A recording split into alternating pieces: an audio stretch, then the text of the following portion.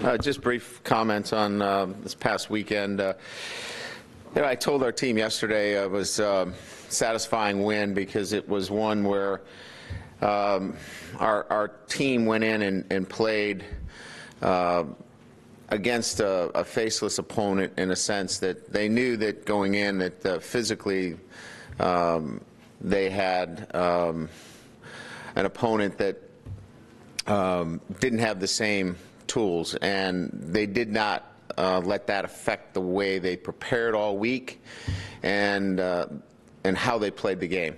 And it showed a great deal of maturity, a great deal of, in my estimation, accountability was the word that I used with them.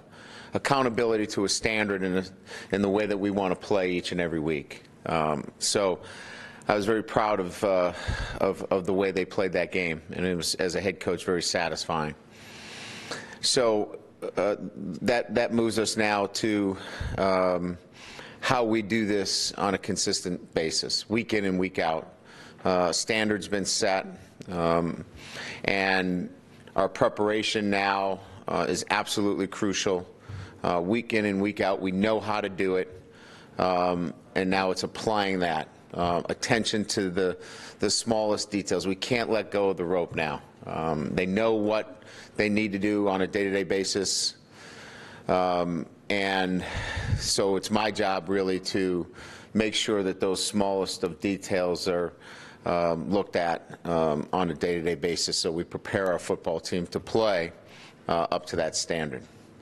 And this weekend with North Carolina, there's some similarities in a sense that if one would look at their record, you may get the similar sense that it's a 1-4 football team, and it is. But 4 of the 5 games, they've had a lead going into the fourth quarter. If you watched their film last week against Georgia Tech, that's a battle going late into the game. It's 7-0, and they are playing hard and physical. So Coach Fedora's has got this football team. The morale is good. They are playing hard. So we're going to have a great challenge on our hands. And so looking at who they are on film, looking at the athleticism that they have, the production, is one where we'll have to play up to our standards that we have set. And that's the most important thing. Not looking at anything else but the film and how they've played their opponents over the past, 5 weeks. And again, there's some really good athletes on this football team. So Coach Fedora's done a great job of keeping this team,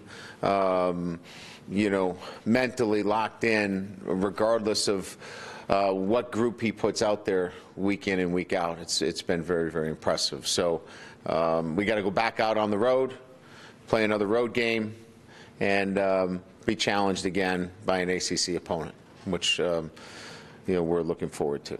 So with that, I'll open it up to questions. Brian, how's the health of Brandon Wimbush going into this week? I think we'll take it day to day right now. He experienced some foot soreness after the game, so we put him in a walking boot, which is fairly typical relative to procedures. We had an MRI and a X-ray, both came back clean, no structural damage, no ligament damage. So we just want to be really cautious with him, and we'll begin the process of practicing and see how he progresses during the week. And not to be nitpicky, do you know which foot it is? For Michael? It is his, I believe it's his right foot. Okay. If Ian has to start, you've had some good success with guys stepping into that situation. What would be kind of the keys that you look for to get somebody ready for that kind of thing? Well, and I think you guys know me pretty good. We're a 6-4 rep split operation. So he's been getting a lot of work through camp, through the season. So he's got a lot of meaningful reps. This is not a NFL operation where the starting quarterback gets all the work. It's a 60-40 split of reps. So he's gotten quite a bit of work, leading up to this point. So we'll see where Brandon is, whether that changes or not. We'll get a look at it today. But if we've got to increase his reps, that would be the first thing that we would do. I think the last time you played North Carolina, they ran 84 plays. Yeah. And, I think their numbers are down a little bit this year because they played Georgia Tech, and Georgia Tech shot the ball. But you were kind of adamant that you would need 4 safeties, and you talked a little bit about Stud still. What's his progress been like? Because it seemed like he kind of fell off, and now it seems like he's kind of surging again for you. Well, I don't know if he fell off as much as, I think, it's a process of learning what we want done on a day-to-day basis. And each week we're going to reward guys that give us the right traits. And he had a great week. We wanted to protect him. He had a foot strain as well, a foot strain last week. And we felt like if we could protect him for this week, we would try to do that, and we were able to do it. It just requires a lot, when you're playing with that pace and tempo, to play more than just 2 safeties. And somebody with as much experience that he has, we thought that he would be a crucial piece moving into this week. That's why we wanted to make sure. But I don't know if he's up and down as much as fitting game plan and, just really. The structure of the defense was different last year to this year, and really giving Coach Elko what he wants, and I think Devin's really done a nice job there. Last one from me, obviously the tragedy in Vegas the other day. You've got some kids on your team from there. To your knowledge, is everybody okay with their families? Yeah. They both obviously have had some friends that have been touched by it in some fashion. I can't give you the specifics or particulars, but both of them were obviously, and we all are obviously devastated by the news and sick about it. But both of them, Nico and Alizé, were quite sullen yesterday because they knew of somebody that they were close to or were acquaintances that were affected by the tragedy. Brian, just to put a finer point on Brandon, do you expect him to practice today, or do you have to wait and see about 4 o'clock? Yeah, he's going to come back in, and we took the crutches from him. He's in a walking boot. Walking boots don't need crutches. So it's his first injury. We'll work through the process with him. We're not going to push him really hard today. I think we'll get him probably moving a little bit, throwing, making sure that but I'm not in a position where we need to have him practice today. My vision would be more towards getting him out there Wednesday for practice. And did the injury happen in the game? It did. Okay. At what point did he get the foot injury? Specifically, we don't know exactly when it happened, but it's pretty common. That's why we have a check-in at noontime on Sundays. We get, Pete, a lot of soft tissue injuries that don't show themselves right after the game and will show themselves later after a period of time. That's why we have a mandatory noon check-in, and at the mandatory noon check-in, he actually started feeling it that evening, and that evening he started to feel it. I was out and then went home because he felt the foot starting to flare up on him. Okay. And then I was just curious in terms of, I asked you a ton about red zone and the efficiency being way up. A couple of the players, when we asked them, they all start with play calling. How different is the play calling down there from the passes beyond just run the ball more? I think it has a lot to do with the running of the football, and then what we're setting up off of the run, more so than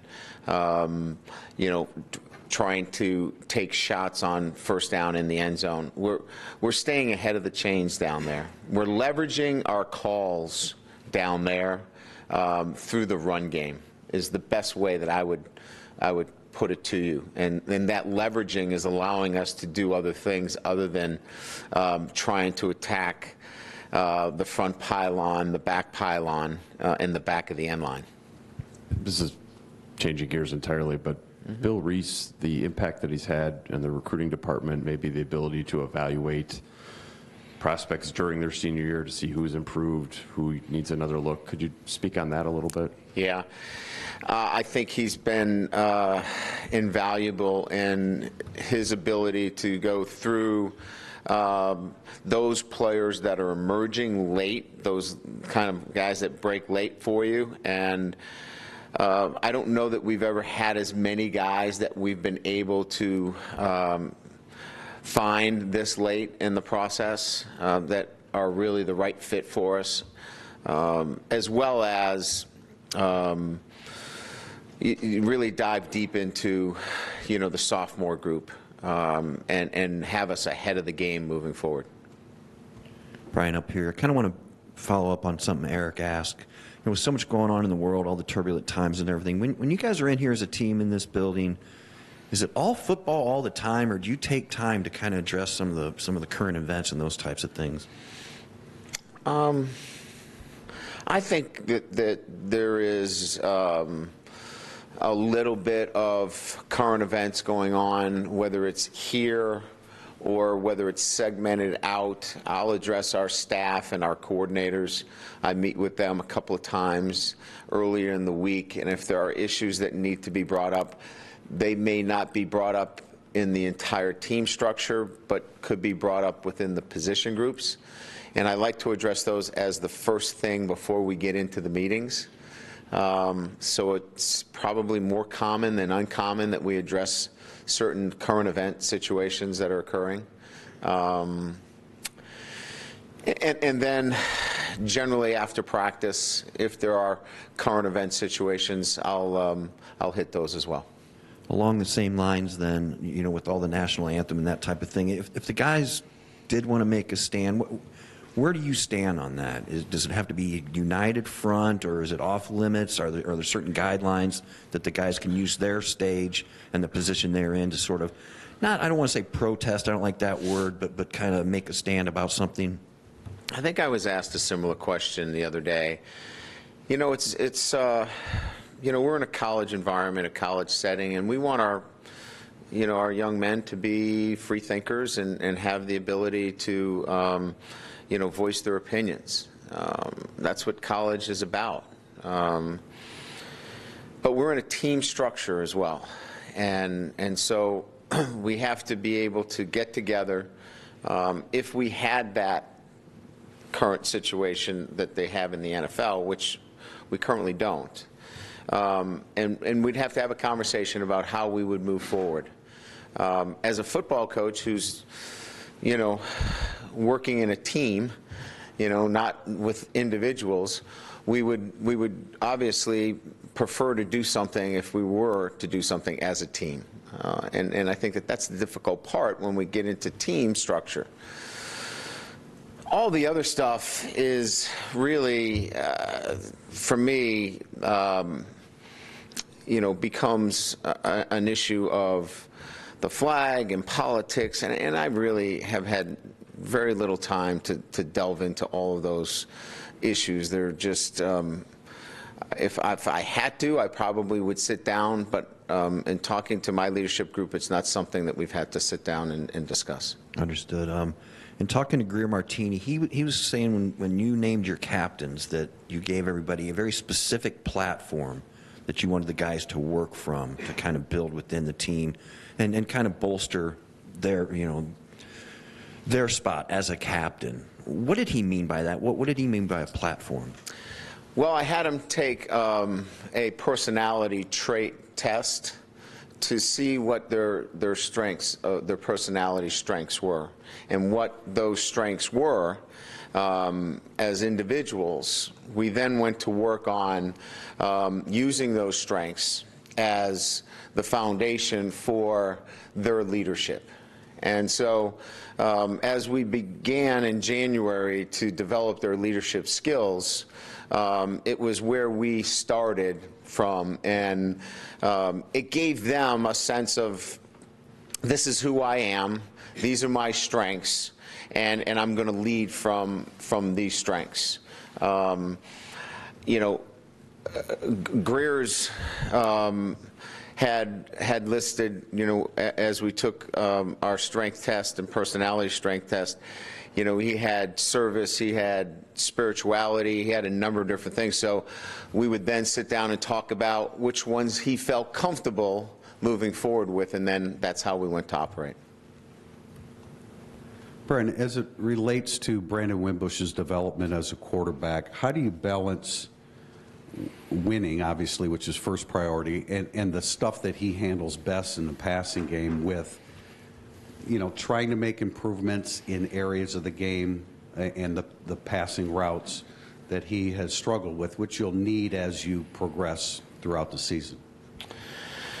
I think what's most important is his ability to lead first and foremost. Does he clearly communicate? Does he have the trust of the other 10 players? Is he a great competitor? Does he have all the other traits? And he's got grit. He's got competitiveness. If you look at the BC game where he wasn't throwing the ball very well, he found a way to win. So we have a winner that's at that position. So we will go with what we need to do to make it work for Brandon until he develops the balance necessary within the offensive scheme of things. And it's just a matter of time. And so it's easier for us to adjust to him than him adjust to us, because he's got all those other traits. He's a winner. So once you know and establish that you've got a winner at that position, it's much easier for us to adjust to him and give him the time to continue to grow. And his demeanor and how he takes coaching when he does struggle with certain aspects of the passing game? I think he's been really good. I mean, it's, you know, he's like anybody else. He's so competitive. You know, he gets down on himself, and we have to keep him positive and keep telling him that he's capable of doing the things necessary. You know, all I've told him is that we're with you, you know. I was a pretty bad coach last year, and people stuck with me, and I'm sticking with you. So we're in this together. So it's just, you know, we're gonna see this through. He's going to get better each and every week in some fashion, and I just think that there's going to be better days ahead for him. And a technique question regarding cornerback play. Yeah. What do you teach in terms of when it is okay for, what are some of the telltale signs a corner needs to read with the receiver as to when he can then turn and make a play on the ball? Well, it depends if he's in press or if he's an off man. If he's in press and he doesn't get a good collision, he gets beat off the line of scrimmage, he can't turn back for the ball. So he's got to play through the receiver and rake through the basket. If he's an off man, we want to stay on top of the man at all times. We want to stay on top. That's why we're playing in off situations. So it really depends if you're in off quarters, off man, or press. Of course, if we're in press, we expect that, you know, we get a good reroute and we're able to disrupt the route and be in a great position that we can do what we need to do. So it's winning at the line and press or staying on top and playing the ball in the air, and in those instances that would be the correct technique. In phase versus out of phase would allow you to play the ball and see the ball versus you have to play through the receiver. So when it is covered well and he is in phase, he can certainly play the ball. Absolutely. Are there some telltale signs that the receiver gives you that it's okay to turn now? Certainly the back shoulder throw makes it extremely difficult. Yeah, unless you're playing the back shoulder throw, unless that's what you're playing, and in some areas we will have a call. In some short field areas, we will play a back shoulder throw and force an over-the-top throw.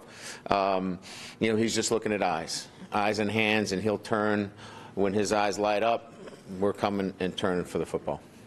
Jonathan Bonner, what areas has he improved in, and where do you still see him needing progress? Football instincts, just sensing and feeling, more, he's explosive, powerful, understands the system of defense in terms of what he needs to play a lot better. Sometimes he loses himself a little bit in terms of where he is on the field. Just that kinesthetic awareness of playing off blocks and into gaps once in a while, but he's made great strides. He's playing pretty good football. And I think DJ Morgan, was probably off our radar, but he was in there on a 3rd and 17. Yeah. He was in there on a 4th and 6. Really smart football player. Trust him. He's got to continue to work on his strength and speed, things of that nature. But very smart, can really run our defense. When we put him out on the field, we trust him. Brian over here. To this point, what have you liked about what you've gotten from your defensive line in your 3rd down package? And is any of that production and pressure they've been able to get, is that what you expected coming into the year, or has that been maybe a surprise along the way? I think I've been the guy that's been ringing that bell from day one about expecting that our defensive line was going to play better than many thought. Mike Elston's done a great job with that group, there's no question. Hands up, deflecting, contesting it at the line of scrimmage in quick game, and then pushing the pocket inside and out. We're getting sacks, we're getting hurries. We're making it very difficult for quarterbacks to just sit back there and throw the football. They're contested from the pocket. And, that's Jerry Tillery inside's doing a great job. When we move Trumbo inside in our 3-down package, he's doing a great job. He doesn't get a lot of credit, but he's getting real good pushes. Julian Okoro was a menace at times, knocking people around, maybe not getting to the quarterback for a sack, but he took a tackle back, knocked him back into the running back. We're getting really good play. Khalid Kareem comes in and is very effective. So, again, it's the pressures, it's the deflections, it's the sacks. Didn't have those last year. We're getting them this year. Brian, up here. Would you list Brandon as probable, questionable for Saturday? And I'll know a little bit better today. Today, I don't expect him to have to go out and practice on a Tuesday. I'll have a better sense and feel after today and going into tomorrow with what he can do. So it's really kind of early because we haven't been out on the field. Most teams practice on Monday, and they get a sense for what somebody can do. We don't get on the field till today, so it's a little early for me to make that assessment. I'll have a better feel for it after tomorrow. There's speculation out there that he got injured while he was out for the evening. Rather than dancing around this, is it possible he was injured in a non-football activity? Is it possible? Well, I talked to anybody that has speculative information out there. I trust what Brandon tells me, and I have no reason not to trust 100% what Brandon tells me.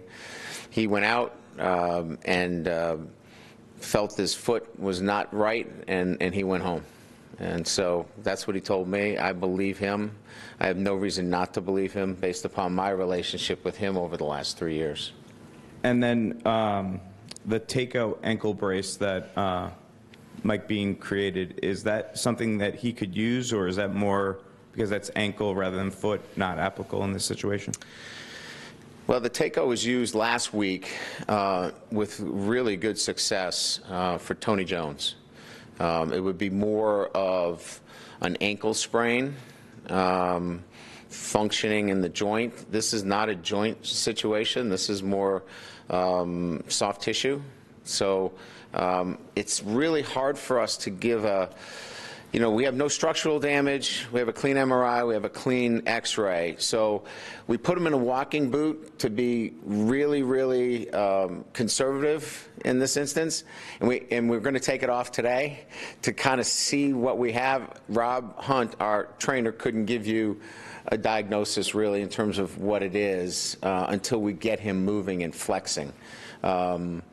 So that brace, we wouldn't even touch it until we get a better sense of what we've got. How has that brace been helpful for you guys? You mentioned Tony Jones. How many guys have used it? I couldn't give you the exact numbers, but it is a very popular choice for our players for stability. And what it does more than anything else is it gets you back on the field moving. It's been really amazing what that brace has been allowing our players to do quickly. Normally, he had a high ankle sprain and came back. Again, he was not 100% last week, but I've seen high ankle sprains that are 4 weeks, and he practiced pretty hard last week with that brace on, and that's the first time I've seen something like that before. And lastly for me, has Adams, I know he's had some issues with ankles, so has he used it at all? No, it hasn't been at that level. He's just got a bit of a cranky ankle, and we've just tried to, you know, be as cautious with him as possible. Brian on the side. Given where Brandon's at with his knowledge of the offense and everything else at this point in the year, how much practice could he miss this week and still play on Saturday, in your opinion? I think he could miss Tuesday. I think he would need to do something on Wednesday. But does he need to take 60% of the reps? Probably not. So I'm not in a rush to judge here where he's going to be. I think we're still pretty optimistic that you know, he's going to be able to do something. So we'll see. Again, it's early in the week for us. I know it's a little later for you guys because this is the only time you'll see me until Thursday. But we haven't even gotten him out of the boot to kind of move him around yet. If he can't do much Tuesday, Wednesday, Thursday, but come Friday night, Saturday, he feels better, would he potentially play, or would he have missed because of the injury and how we have really examined the foot thoroughly with an MRI, a quick MRI turnaround, and an X-ray. This is really just about feeling good, because we know we've done our due diligence here. If he felt better, yes. Yes. So, but we want to, you know, obviously we want to make him obviously feel good, and he's got to feel comfortable. And a lot of this is not just medical. This has got to be, he's got to feel comfortable, and he's got to feel 100% like he can put his foot in the ground and do the things that he can do. And so this will be a decision that we'll have to make together. Because there's a bye next week, does that allow him to play a little less than 100% potentially, because he's got more recovery time afterwards? I think we'll examine all of those. He wants to play.